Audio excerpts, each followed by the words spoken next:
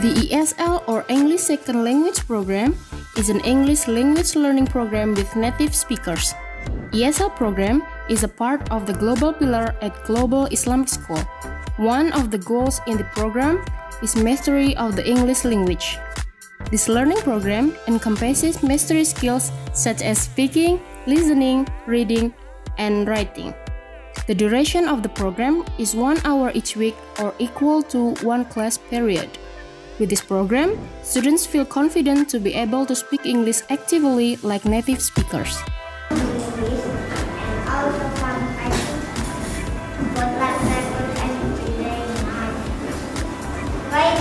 The word started on 1st September